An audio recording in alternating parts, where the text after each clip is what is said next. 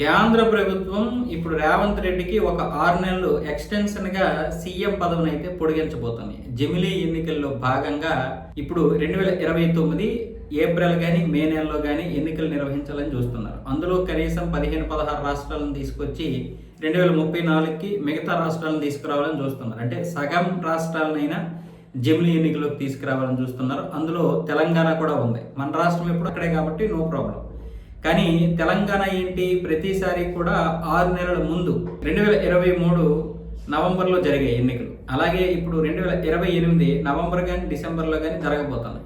So ఇప్పుడు ఆ ఎన్నికలు అప్పుడు కాకుండా జమిలీ ఎన్నికల్లో భాగంగా 2029 ఏప్రిల్ మే నెలలో జరిపించాలని చూస్తున్నారు. ఆ విధంగా రేవంత్ రెడ్డికి మరో 6 నెలలు అయితే ఎక్కువగా సీఎం పదవిని అనుభవించే అవకాశం ఉంటుంది. అందుకే రేవంత్ రెడ్డి కూడా నేను మరొక 6 నెలలు ఎక్కువగానే కొనసాగుతాను, ఆ అవకాశం కూడా నాకుంది అన్న విధంగా మొన్న మాట్లాడాడు.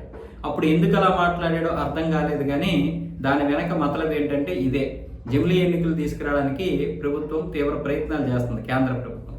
అయితే అందులో మొత్తం ఏ రాష్ట్రాలు అయితే ఉన్న 28 రాష్ట్రాలు, అన్ని రాష్ట్రాలకి ఒకేసారి కాకుండా ఇప్పుడు కొన్ని రాష్ట్రాలకు చేసి మిగతా రాష్ట్రాలన్నింటినీ 2034లోకి తీసుకొస్తే అప్పుడు 34 నుంచి మొత్తం ఒకేసారి జమిలీ ఎన్నికలు నిర్వహించవచ్చు.